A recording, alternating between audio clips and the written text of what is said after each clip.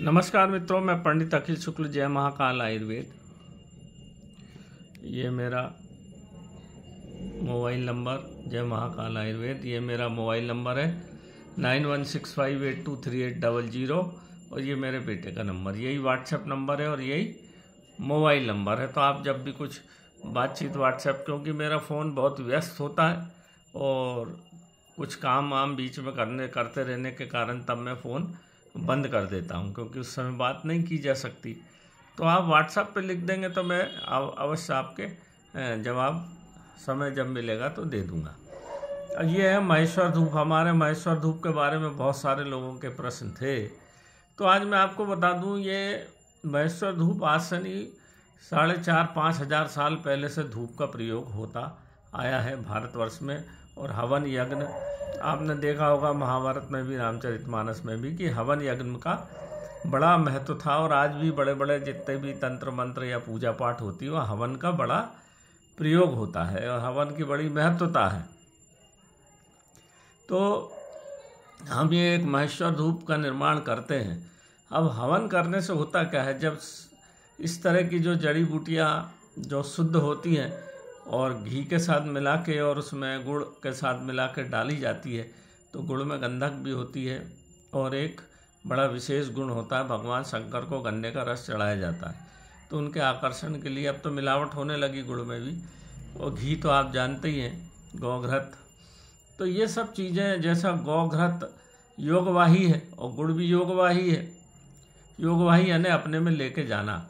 तो आपकी जो हवन सामग्री, आप उसमें हवन मंत्र के माध्यम से या संकल्प करके किसी मंत्र को सिद्ध करके जब आप उस हवन सामग्री को अग्नि में छोड़ते हैं, अग्नि मतलब अग्नि देवता, तो वो अपने में घी और गुड़ और सब सामग्री और आपकी प्रार्थना अपने में लेके ईश्वर तक पहुंचा देती। वो माध्यम है पुराना।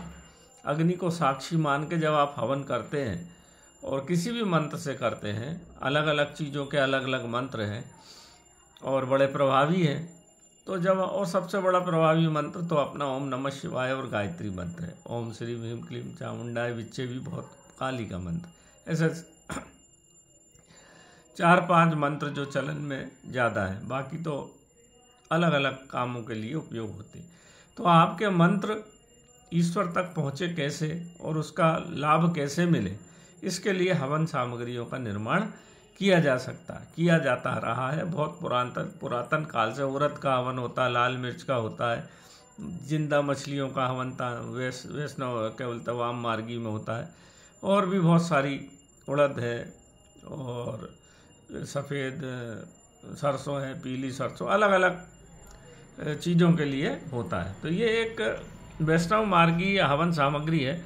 ये गाय के घृत से नहीं बनाते हम, जंगलों में जो हिरन लैंडी करते हैं उनको इकट्ठा करके, क्योंकि वो सबसे पवित्र, देसी गाय तो आजकल मिलती नहीं, तो सबसे पवित्र चीज़ है वो, उसको एकत्र करके और हिरन के जो आप देखें मृग छाला पे बैठ के हवन कोई भी मंत्र सिद्ध होता है। तो ये इसलिए उसके साथ फिर अगर तगर सफ़ेद पलाश का पंचांग, पीले पलाश का पंचांग, नाना प्रकार के औषधि मैंने आपको दिखाई थी। इसमें साल वृक्ष और भूत माजर की जड़ और अपमार्ग और 3 प्रकार की आपकी गुंजाओं की जड़, और ऐसे बहुत सारी सामग्री इसमें मिला के, ये जो दिख रहा है ना आपको बारीक बारीक, ये सब जड़ी बूटी है।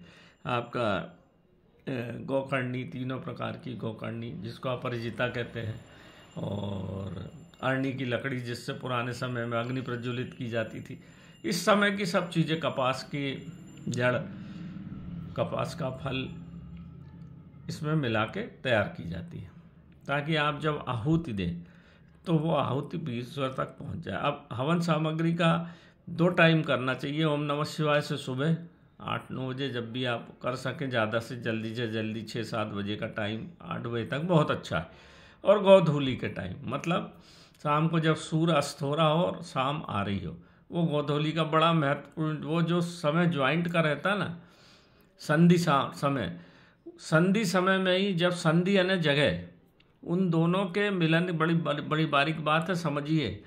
जब सूरज रहेगा पूर्ण तो कोई उपद्रव आपके घर में नहीं घुसेगा, और जब पूरी रात रहेगी तो भी नहीं, परंतु जो संधि समय होता है, दोनों के मिलन के बीच का संधि है ना, गैप, उसमें से ये सब, शनि आपके घर में घुस जाएगा, राहु घुस जाएगा, केतु घुस जाएगा, बीमारी घुस जाएगी, आजारी घुस जाएगी, परेशानियां घुसेंगी, लोगों की गलत दुआएं घुसेंगी, जादू टोना घुसेगा। वो जो संधि टाइम है उसका बड़ा महत्व है।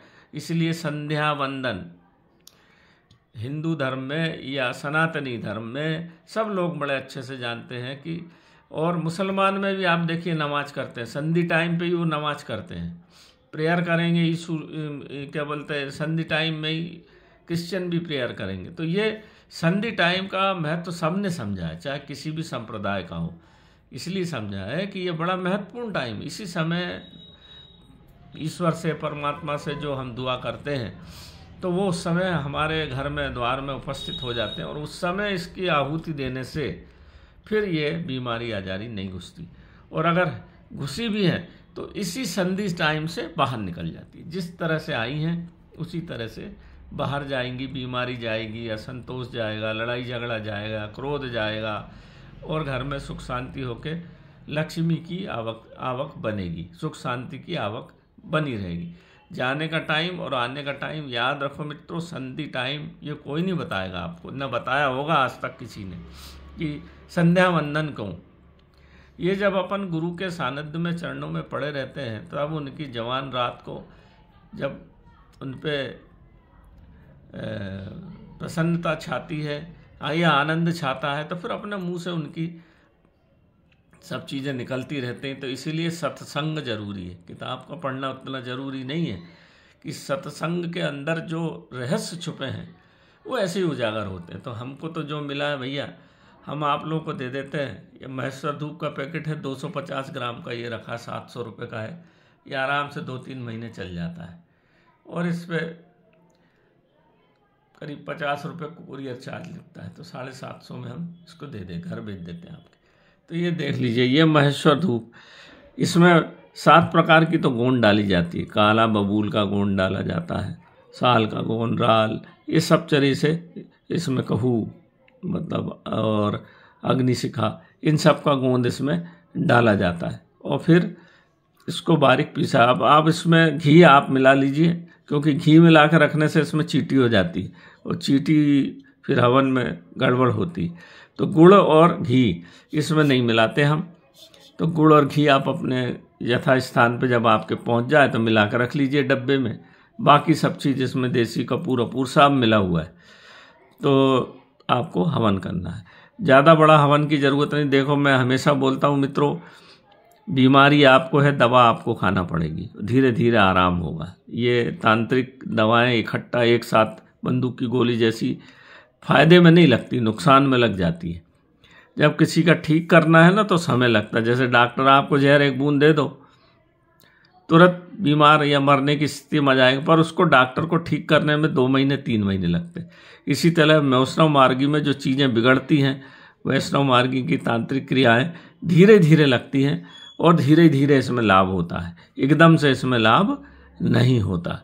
और वैष्णव वाम मार्गी क्रियाओं में मारन, मोहन, उच्चाटन, वशीकरण, ये एकदम से खट से लगता है। नुकसान तो किसी का भी होता है, हो जाता है, पर लाभ धीरे धीरे होता है। नमस्कार मित्रों, जय महाकाल आयुर्वेद। मेरा मोबाइल नंबर देख लीजिए, मेरे इस छोटे से वीडियो को सब्सक्राइब करिए और सबको भेजिए, और सनातन धर्म का प्रचार करिए।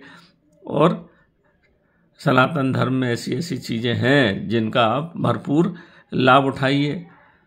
देखिए आपको कैसे लाभ होता, नहीं बिल्कुल होगा। दुकान में हवन कर दीजिए, घर में, और छोटा सा काम है, जरा सा कंडे के ऊपर आपको 7 आहुति, 11 आहुति, 21 आहुति सुबह और शाम को करना है, और फिर उसका चमत्कार देखिए कैसा होता है।